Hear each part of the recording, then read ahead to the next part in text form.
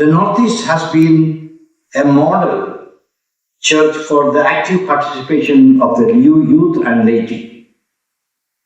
This is an occasion for us to consider how far it is working in our dioceses today.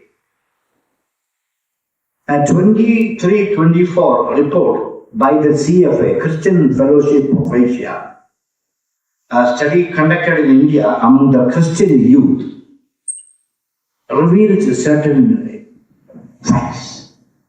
And they said 30% of their loyalty or influence is from the family. Family influences them up to 30%. And the next group that influences them, according to them, are the pastors, teachers, all of us. We who are religious men and women. 10% of influence on them is from the pastors and the church people. And we are all part of that. How much we are reaching with this 10% is a question that we need to consider. Then of course, the family has also, not family, friends and associates have 7% of influence. So it is much less than what we think. Greater influence is from the family and from church personnel, which is placing a great responsibility on us. And we are particularly talking about youth of our region, in whom we have taken a lot of pride, and we have placed them as model for the rest of India. So this influence has to be tuned in such a way that we are able to use them. To add to this one, to provoke our thinking, you will hear more of the startling figures and numbers tomorrow in the talk by Manoj. A recent study by Haggai Institute showed that all of us are wrong in one thing. We are all thinking that Islam is the fastest growing religion. We are all thinking that. But they are proving it with the clear numbers, that a new religion called NONES, N-O-N-E-S,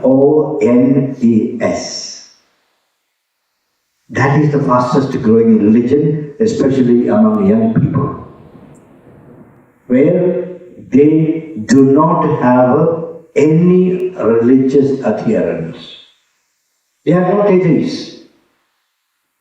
They do not deny God, but they do not want to identify themselves with any religion. And they are called nuns, and that, according to the Haggai study, is the fastest growing religion.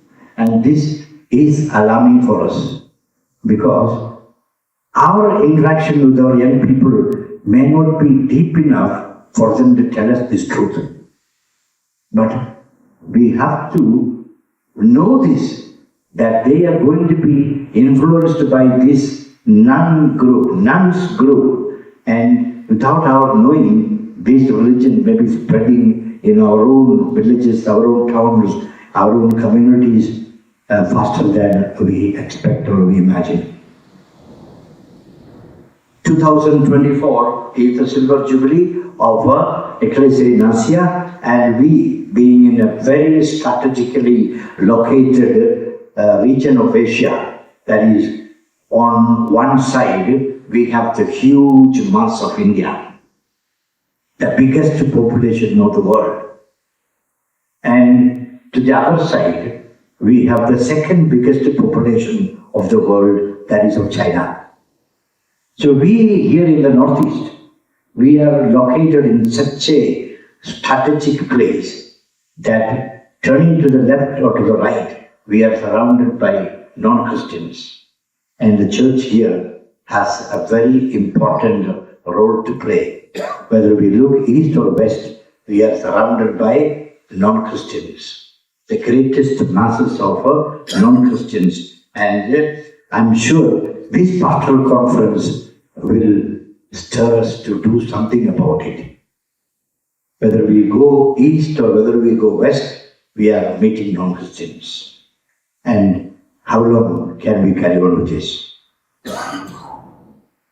Known to be a missionary region, it is proper that as a region we come together and see if the missionary spirit is still alive in our midst. If our institutions are really evangelizing places, evangelization is something that we talk of but never pay attention to. We have come together to convince ourselves and others that evangelization is not one of the things that we do, but it is the primary and only task for which we have become priests and religious and for which we have been baptized. We say, I remember long ago, Archbishop Thomas wrote a small booklet called Every Christian a Missionary. And Archbishop Hubert of happy memory, he used to remind us every time, especially when we were going for holidays, each one catch one. And if 1.9 million of us had caught one each, we would have been 3.6 million today. We failed him. We failed that great missionary. And we are here to rekindle this faith in us and this conviction in us. To come further with it, we all know Jesus telling his disciples, the discouraged one, cast into the deep, dukinaltum. They did it daringly, but today I feel that in the church we are not going to the deep. Instead, we are trying to fish in the aquarium. We are fishing in an aquarium. What do we expect to get? Nothing. When we talk of the church in the Asian context, a disturbing fact comes up.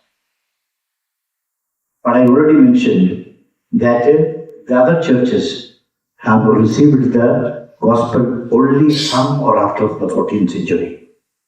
And I was so inspired to hear from the church in Vietnam, in their pastoral conference like this, where all groups of people are present, in their pastoral conference this year, they made a very clear statement that the church in Vietnam is 8% of the population today in 2024.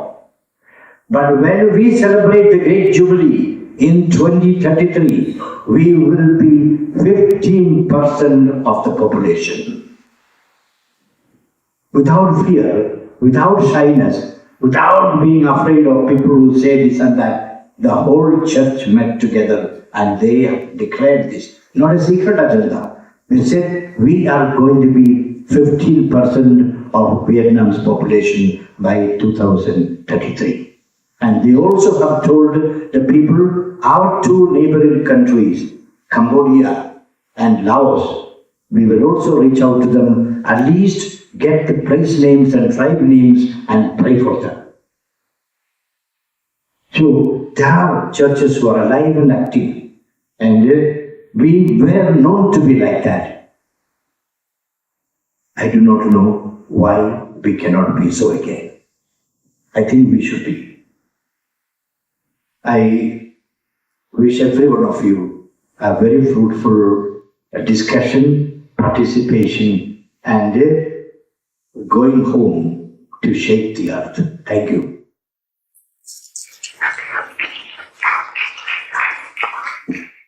We thank